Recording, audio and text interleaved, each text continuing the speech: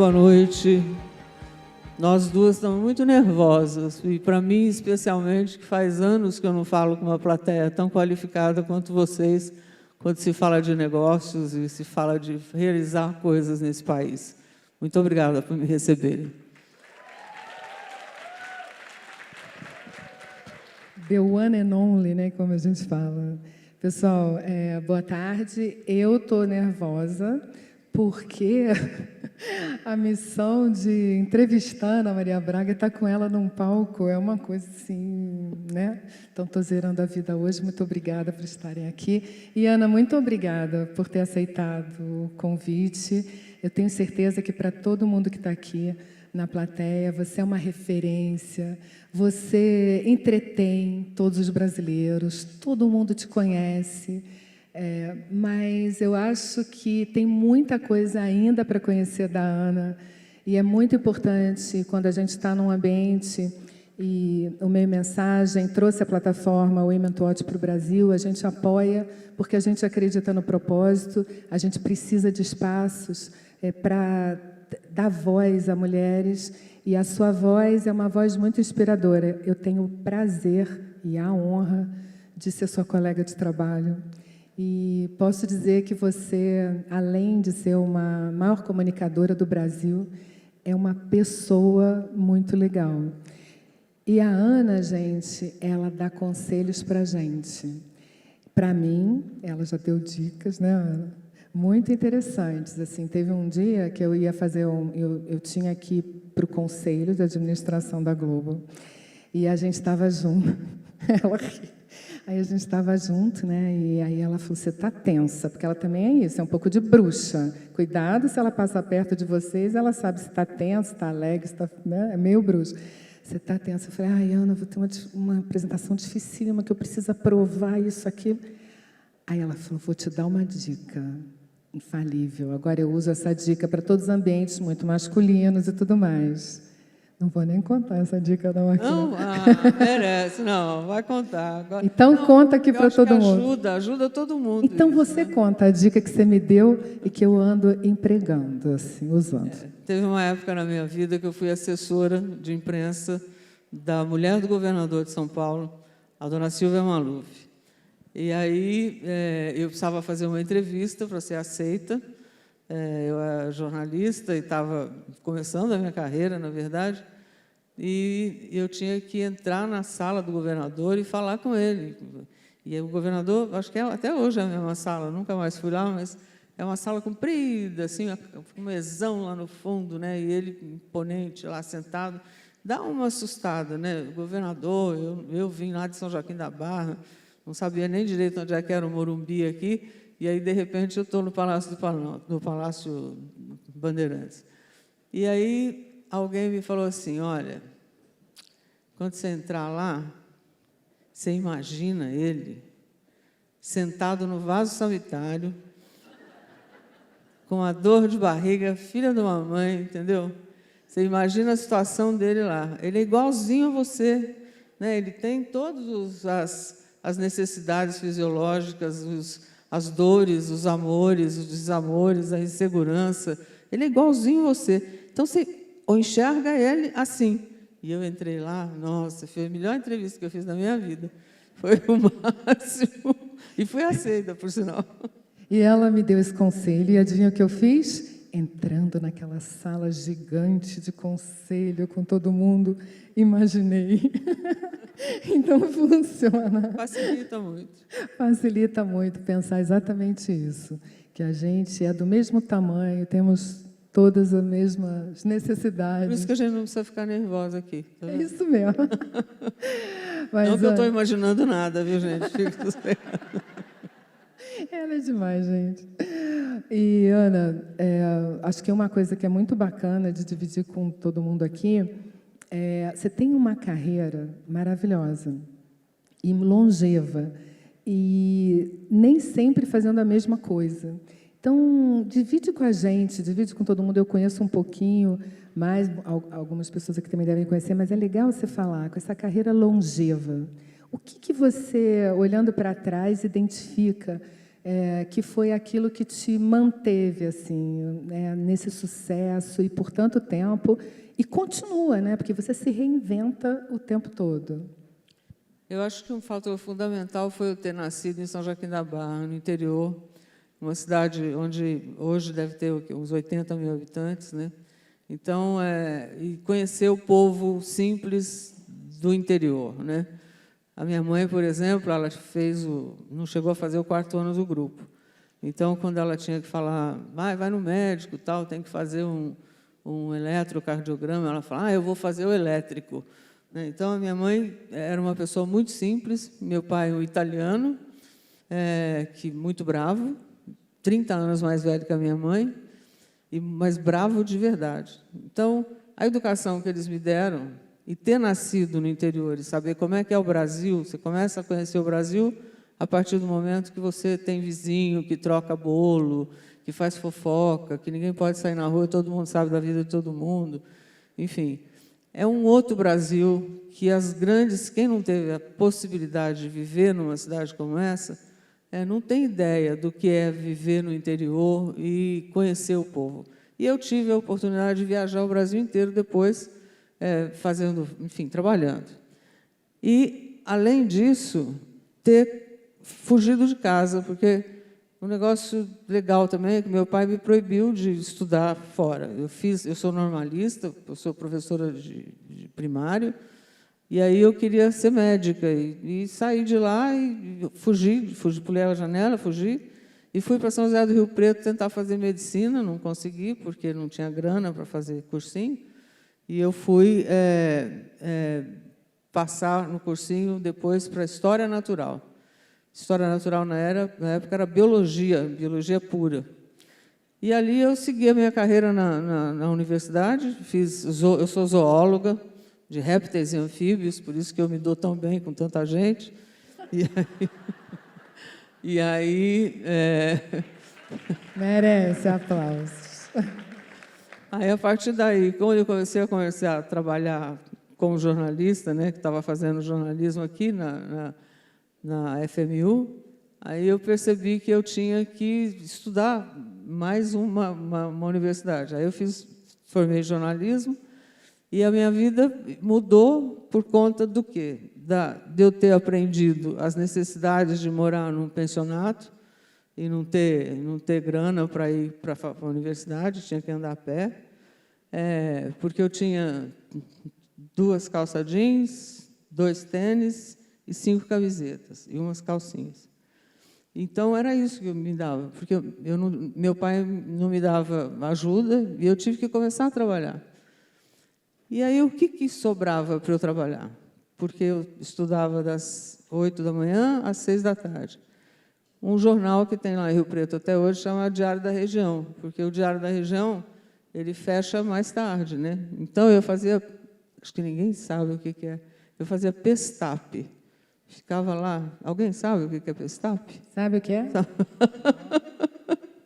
Aí eu ficava lá pondo as letrinhas lá, né? Punha uma luva, saía com os dedos tudo preto, e aí montava as páginas de jornal.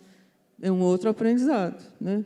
Ali eu conheci um pessoal da televisão, TV Tupi, canal 8, lá em Rio Preto, que precisava de alguém, foi aí que começou a minha carreira comercial, precisava de alguém para levar os comerciantes da cidade para conhecer a televisão. E eu era bonita, tinha o cabelo comprido e tal, ajudava, né? Você é linda, não era bonita? Não, mas você ia falar assim, o senhor não quer ir comigo lá, tal? A televisão dava um carro para levar, aí eu levava o cara lá. E já fui aprendendo, né, como é que os caras de lá estavam vendendo a ideia da TV Rio Preto.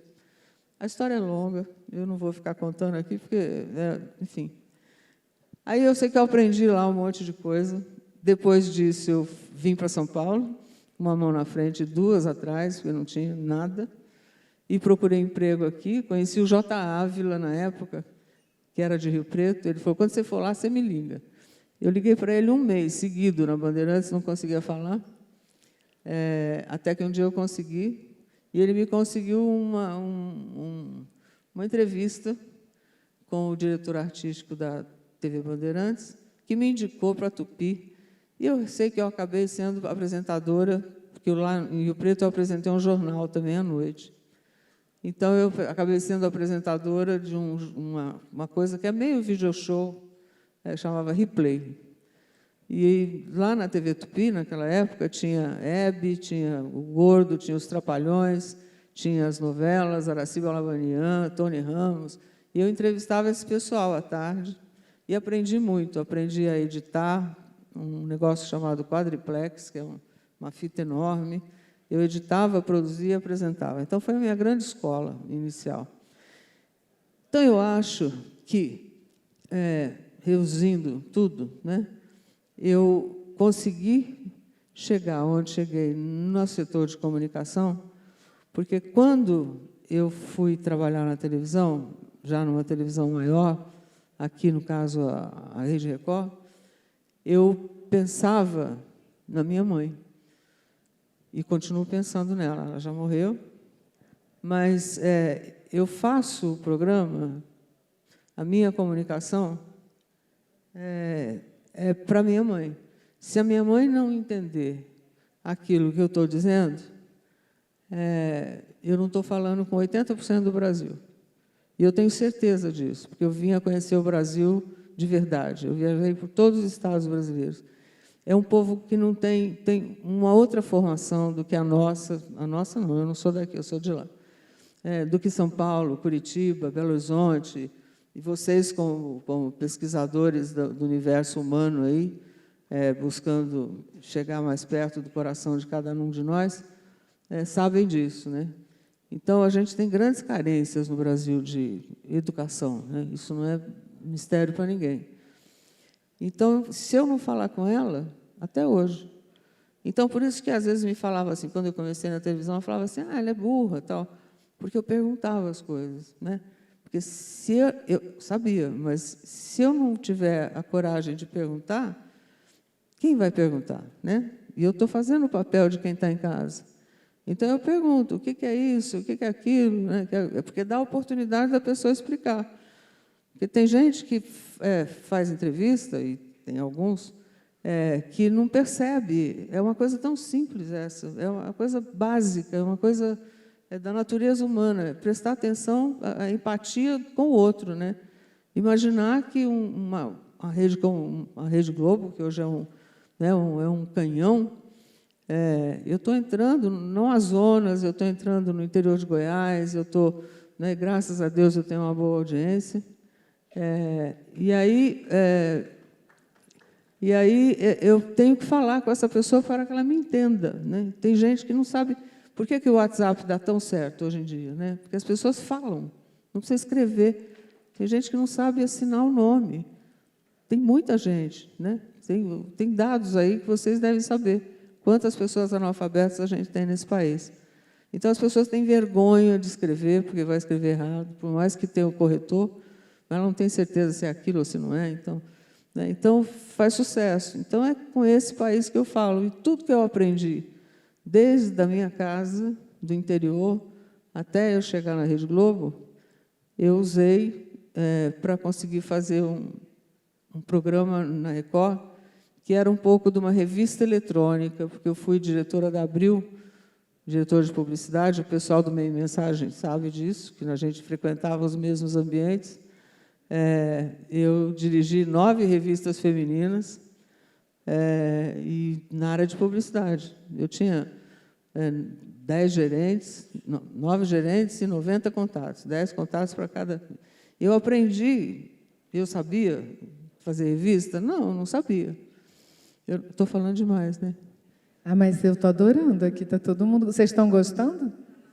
Então vamos nessa. O Tomás Souto Correia, que vocês do mercado devem conhecer, ele me chamou quando eu trabalhava na Alcântara Machado, que eu vendi metro quadrado também, lá do Anhembi, que eu era diretora de uma feira chamada Fenatec, que era ligada à Fenite. E aprendendo a fazer isso, eu era uma boa vendedora e tinha conhecimento do mercado de tecelagem, de confecção e tudo mais. O Tomás me chamou porque o diretor de Capricho, na época, tinha saído, e ele me convidou para ir. Foi uma iluminação dele, assim, né? Eu não entendi, eu nunca tinha entrado numa gráfica, não sabia nada.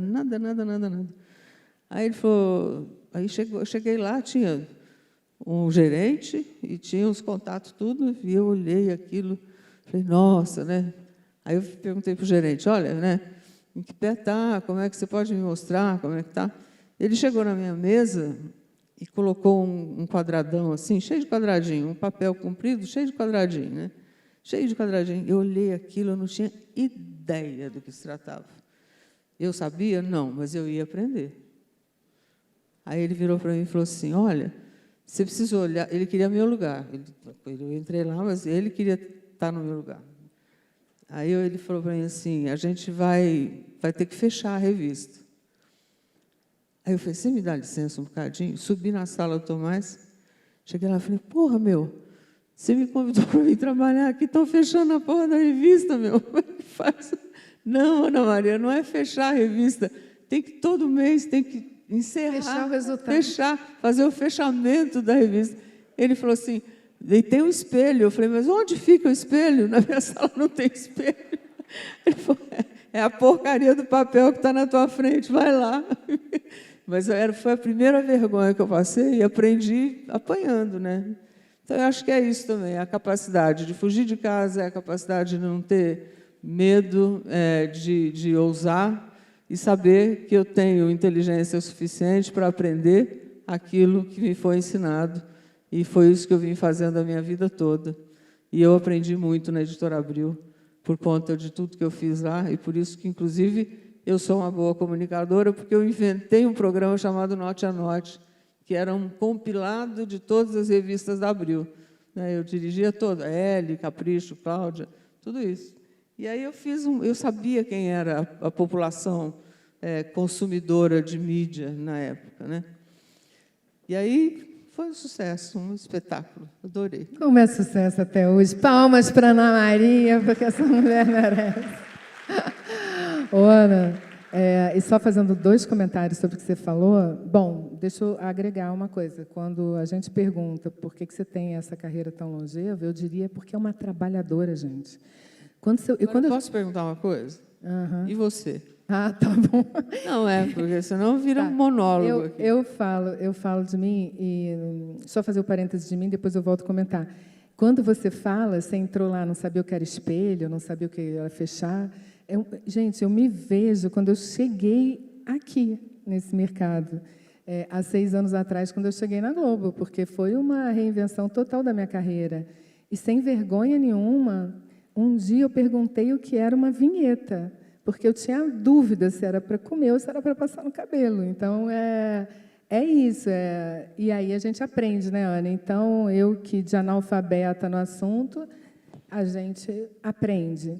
E eu acho que, no meu caso, foram muitas mudanças de carreira, e eu tenho certeza que no seu também, é porque a gente se apaixona muito pelo que a gente faz. Quando aí a paixão vai acabando, a gente pula fora e vai para outra paixão.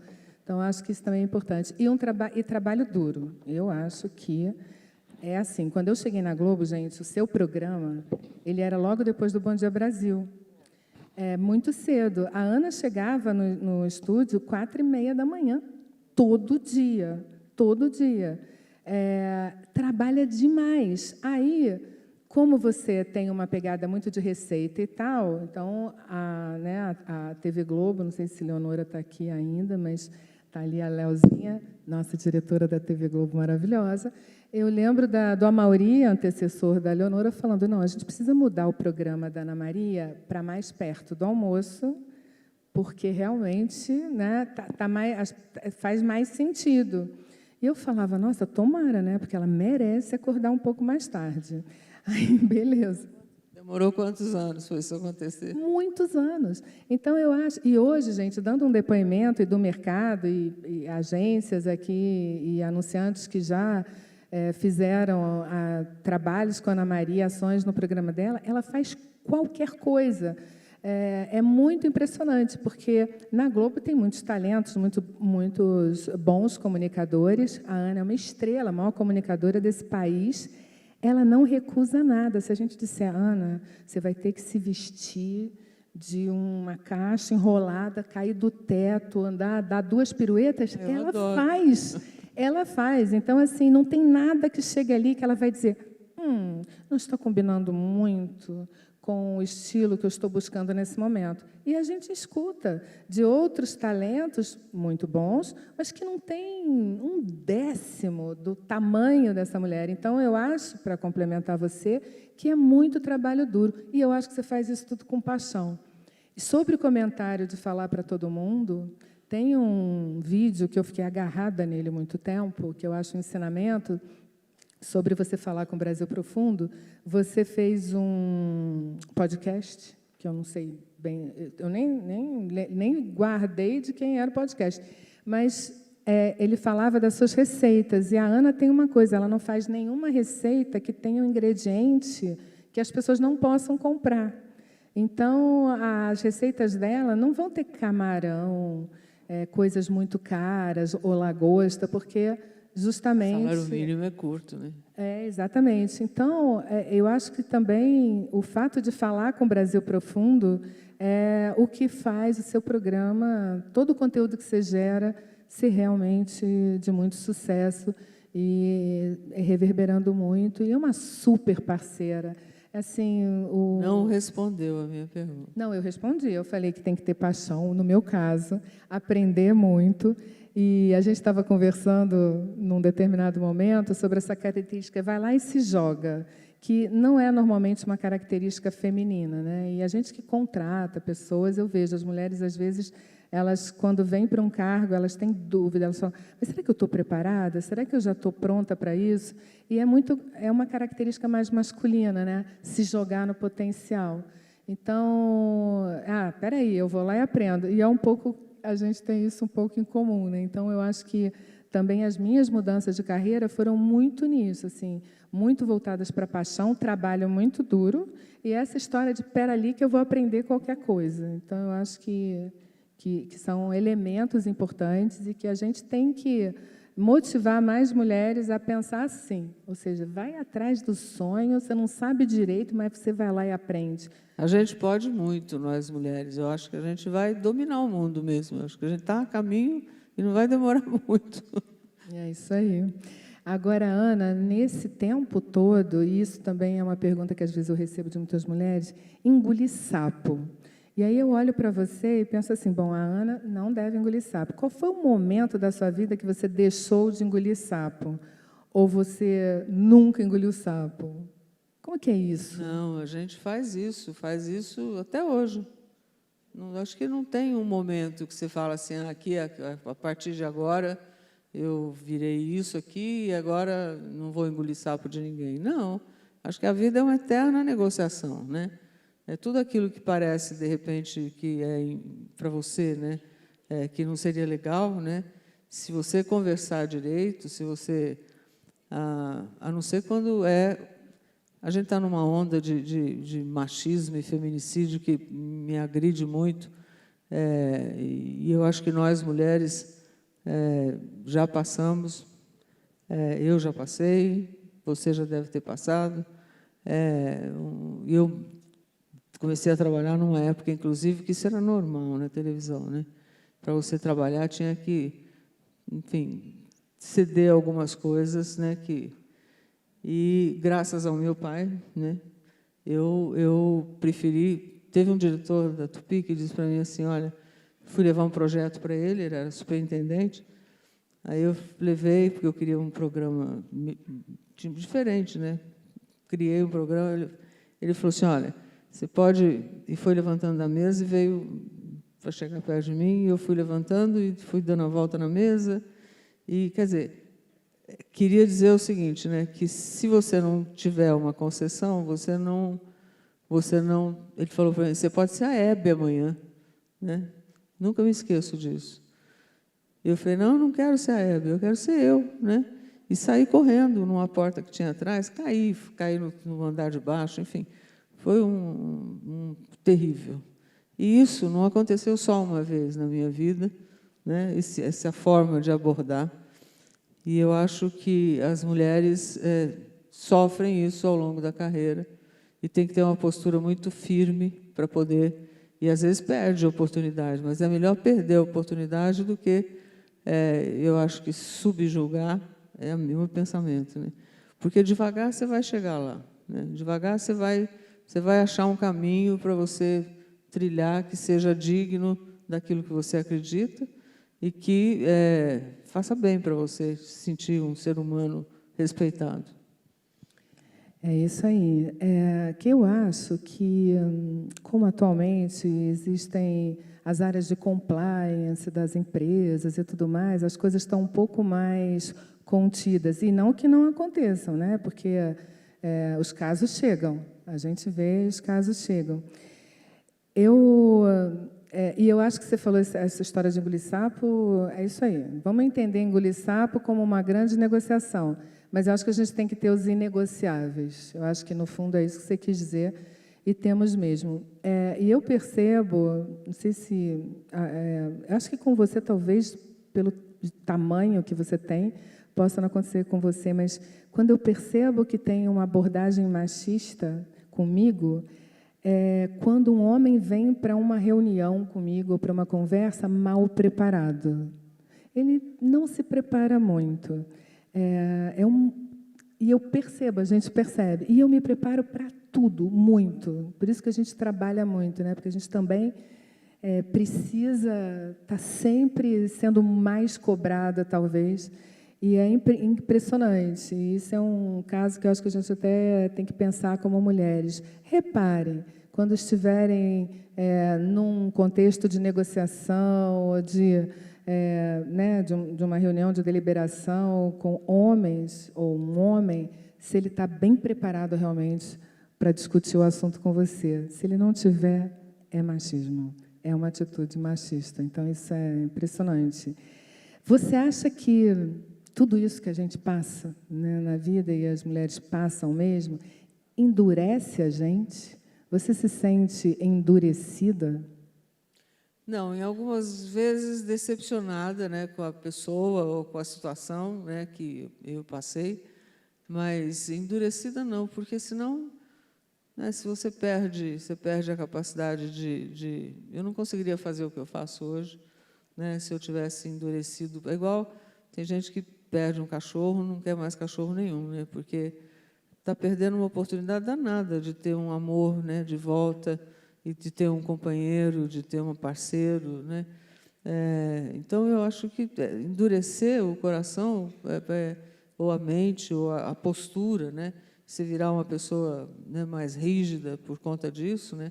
E cheia de, vai, meu Deus, né, não me toques, eu acho que atrapalharia a carreira de qualquer pessoa, né? E aí, meu olhar é sempre para frente, lá para... Né? Por isso que eu planto café. Por exemplo, café vai dar daqui não sei quanto tempo, né? As pessoas falam assim, mas para que plantar café, né? Como se diz, eu tenho 77 anos, né?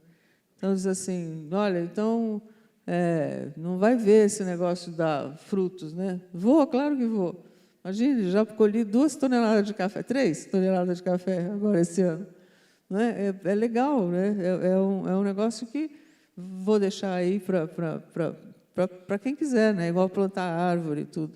Acho que a gente não pode endurecer o coração e sabe, negar você quem é. Eu sou assim, nasci assim. Maravilhosa.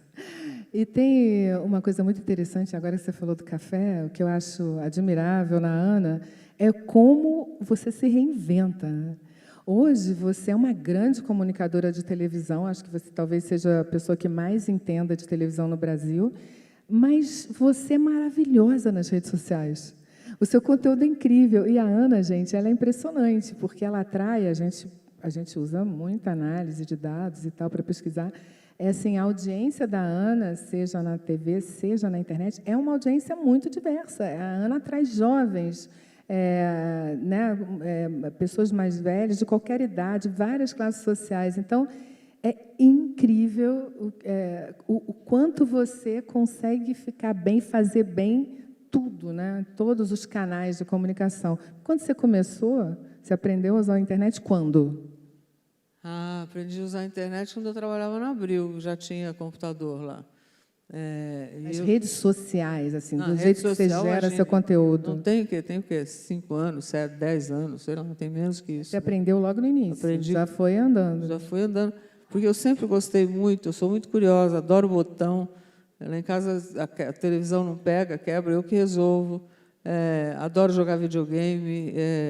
Eu nunca deixei a tecnologia ultrapassar a minha curiosidade, né? Então, tudo que acontece, eu tenho a felicidade de poder ter e poder aprender. Então, o UOL, eu fui o primeiro e-mail, anamaria@uol.com.br. Então, eu tive o primeiro e-mail da UOL, não sei se tem alguém da UOL aí, mas está lá até hoje, né? Porque eu sempre acreditei em tecnologia e gosto. Então, a partir daí, quando apareceram as redes sociais, eu demorei um pouco para aprender, para saber como é que fazia, e foi. E hoje em dia eu tenho um time, eu realmente tenho, enfim, a bênção, né, de ter o Fábio Arruda e mais minha equipe, que me ensinaram muito, né? E hoje em dia eu consigo fazer coisas que não faço mais porque não tenho tempo, né? Eu acordo 5h30 e vou embora, até agora, por exemplo, né? Então, não tem tempo mesmo. Mas eu tenho uma penetração, né, e uma relevância na rede social que eu fico realmente muito espantada. Eu, às vezes, vou no shopping, eu tenho crianças, né, que vêm a mim por causa do louro. Eu tenho, hoje em dia, jovens de 13, 14 anos me abraçando e dizendo... Para mim, isso é um fenômeno hoje ainda, né? Me falando que gosta das minhas receitas, que gosta das minhas piadas, qual é o meme que eu gosto mais.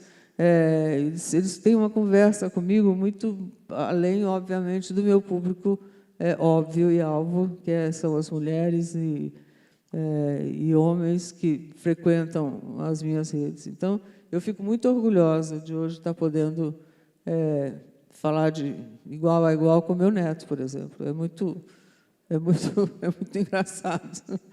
É muito bom. É isso aí. Bom, acho que nosso tempo acabou. Querida, você é realmente uma inspiração para mim. Eu tenho a honra de... Não falou nada de você, né? Nossa, mas é que a turma me conhece mais. Não conhece você. Eu acho que é uma coisa importante também para dizer. A Ana trabalha muito contra, né, todo o que a gente vem vivendo de violência contra a mulher. Somos conselheiras juntas numa ONG chamada Bem Querer Mulher.